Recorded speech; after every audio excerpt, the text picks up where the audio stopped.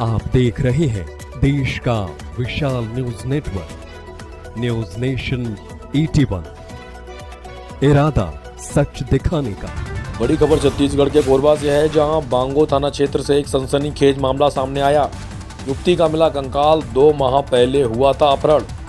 मांगी गई थी 15 लाख की फिरौती। कोरबा पुलिस कप्तान के नेतृत्व में आरोपी किए गए गिरफ्तार। जिले के बांगो थाना क्षेत्र से एक सनसनीखेज मामला सामने आया, जहां ग्राम लेपरा में से 2 माह पूर्व युवती का कंकाल मिलने से इलाके में हड़कंप मच गया। पुलिस मामले की जांच में जुटी हुई है। अपहरण कर 15 लाख की फिरौती मांगकर कर रहे थे गुमराह। फिर हुआ हत्या का खुलासा। आगे जानिए बाइट के माध्यम से। देखिए कोरबा से संवाददाता अजय तिवारी की रिपोर्ट। तो एक गुमशुदगी दर्ज की गई थी थाना बांगो में। प्रार्थी कृष्णा विश्वकर्मा ने अपनी बेटी के लिए गुमशुदगी दर्ज कराई थी कि 28 तारीख को उनकी बेटी घर से निकली थी कोरबा जाने के लिए काम से, और 28 के बाद फिर वो लौटी नहीं। तो 29 तक उन्होंने वेट किया, लेकिन 30 को सुबह उन्होंने अपनी बेटी की गुमशुदगी बांगो थाने में दर्ज कराई। उसमें हम लोगों ने गुमशुदगी दर्ज की। गुमशुदगी दर्ज करने के बाद फिर उसके फोन नंबर और डिटेल जो हमारे पास थे, हम लोगों ने उसको अपने पास सर्च कराने का शुरू किया।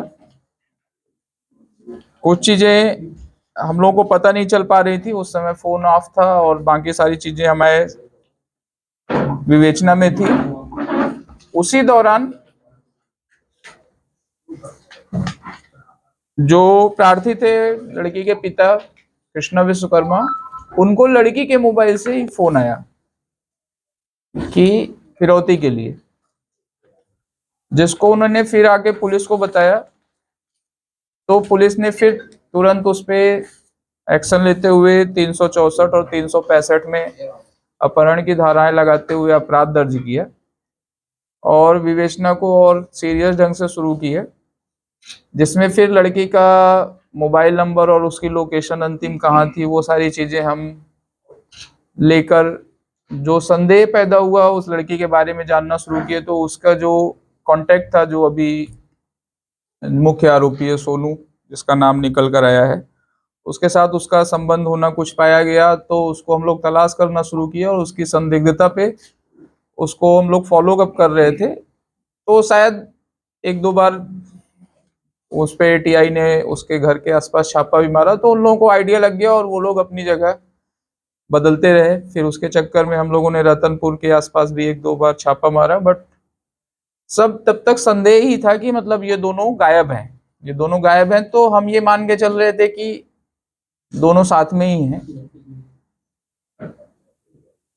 उसके बाद फिर हम लोग पता तलाशी करते ही रहे और हमारे भी आइडिया में, अंदाजा में नहीं था कि मतलब लड़की की डेथ हो चुकी है। और 2 दिन पहले, अभी 2 दिन नहीं, कल 28 को फिर सोनू के ही चक्कर में हमने उसके और दोस्तों को जो टच किया था कि उसको पता करने को, तो वो सभी अपनी जगह से सुकूनत से फरार हो गए थे। 1-2 को थाने भी लाया था हम लोगों ने। थाने लाके इवन सोनू को भी हम एक बार थाने लाके उसके संदर्भ में एक बार पूछताछ किए थे, तो कुछ भी अनभिज्ञता जताया था। तो हमारे थाने से भी आके वो चला गया था। दूसरी बार जब हम उसको फिर से मतलब चेक करना शुरू किए, तो ये लोग मिल नहीं रहे थे। फिर अचानक कल ये लोग कोर्ट में सरेंडर किए हैं। तो हमारा खुद से एक वो जो सस्पेक्ट इनके ऊपर था, संदेह जो था, वो थोड़ा और गहराया। फिर हमने डायरी प्रस्तुत की, क्योंकि अपराध हमारे पास दर्ज ही था अपहरण का, और उसमें इनको संदिग्ध मानते हुए हमने पुलिस रिमांड की कोर्ट से मांग की, और जो हमको मिली। और कल कोर्ट से पुलिस रिमांड इन 4-5 लोगों की लेने के बाद हम लोगों ने फिर शाम से लेके पूछताछ शुरू किया, और आज सुबह फिर जो भी इन लोगों ने घटनाक्रम बताया उसके आधार पे फिर वो पाली थाना के अंतर्गत केरा झरिया के जंगल में जाकर मृतिका जो गुमशुदा थी, उनकी बॉडी आज एक्सह्यूम किया है, पूरी प्रॉपर कार्यवाही के साथ, एसडीएम की उपस्थिति में और डॉक्टर साहब के लोगों के साथ। और बॉडी हमने पोस्टमार्टम के लिए भेजा है और डीएनए टेस्ट के लिए भी, मतलब कि मृतका ही वही है कि नहीं है, उसके लिए हमने सारी प्रक्रिया पूरी की है। और जो कहानी खुल के आई वो ऐसी ही थी कि मृतिका और सोनू जो थे वो उन दोनों की जान पहचान थी। सोनू का एक जो दोस्त था जीवा, उससे भी मृतिका की जान पहचान थी, आपस में रिलेशन भी था। और मृतिका जो थी वो इसके ऊपर जब शादी का दबाव बनाने लगी और प्रेशर था कि दी कि नहीं मुझे अपने साथ रखो, तब विवाद शुरू हुए। और उसी विवाद के चक्कर में फिर दिनांक 28/9 को, जिस दिन ये गायब हुई है, उस दिन उसने मतलब पहले आपस में समझौता हुआ, रिलेशन बना एक दूसरे के साथ, मतलब संभोग हुआ। उसके बाद फिर उसने जब लड़ाई झगड़ा को अपने ऊपर बढ़ता देखा तो उसके कारण मतलब उसने जंगल घुमाने ले जाने के नाम पे वहां ले जाके उसने उसका मर्डर किया, गला घोट कर। मर्डर करने के बाद उसने बॉडी वहीं पे मतलब छुपा के रखी थी। फिर अपने दोस्त जीवा से उसने कांटेक्ट किया जाके पाली कस्बे में, और जीवा को साथ लिया, जीवा को बताया पूरी घटना, लाके दिखाया बॉडी को।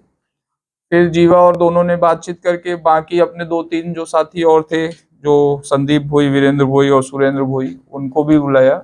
और फिर वो गड्ढा खोद के और बाकी दफनाने उफनाने का काम फिर इन चारों पांचों लोगों ने किया। पूरी घटना इतनी सी थी।